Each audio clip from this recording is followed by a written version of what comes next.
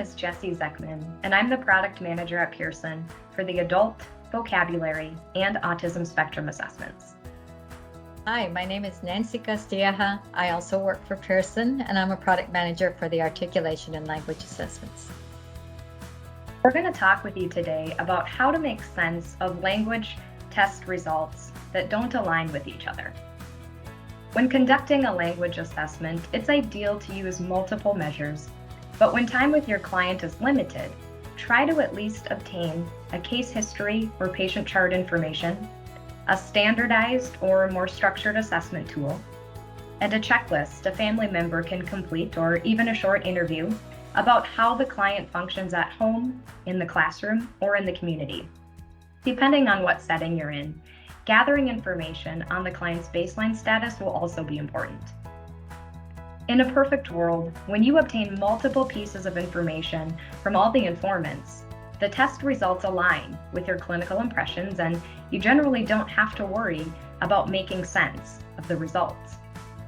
However, test results may not always align with either your clinical impressions about the client's abilities or with the other information you've gathered during the assessment. If you have conflicting information obtained from a conversation sample or different sources about the client's skills, then you have a dilemma, and you might ask yourself, which one of these results is accurate? I'm going to turn this over to Nancy to answer this question. All right, thank you. I'm going to walk us through some information about why assessment results may not align.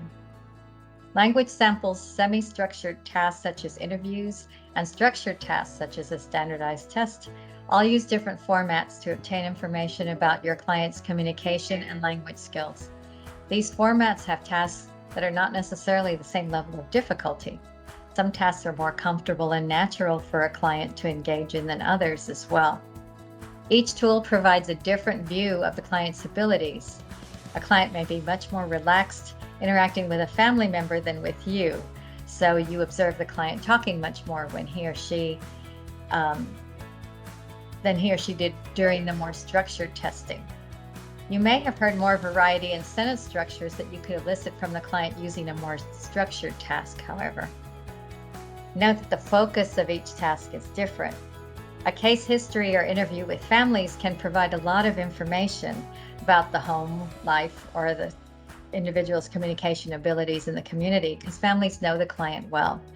A case history depends on the family member's memory about a person's skills, though, and they may over or under report the client's current or baseline levels. A language sample can provide important information about certain kinds of language tasks, and you can observe social communication behaviors in real time as well.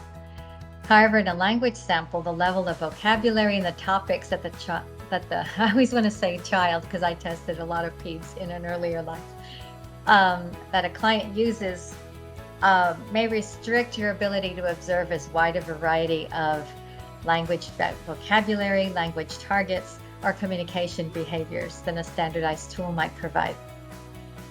Standardized tools include tasks based on test items that best discriminate between performance of typical speakers from those who have an impairment. But standardized measures can include more difficult tasks for clients, and clients may not be familiar with or comfortable doing those tasks.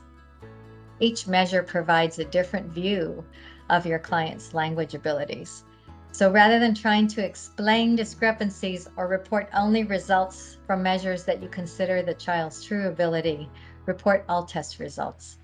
Describe your client's performance on the tasks, any behaviors that may have affected the results. Explain how performance for social communication and academic or professional settings differs depending on the client's comfort level and the language demands of the task. We appreciate you watching this video, so thank you for joining us. Be sure and check your country's Pearson website for more information about testing and about Pearson products.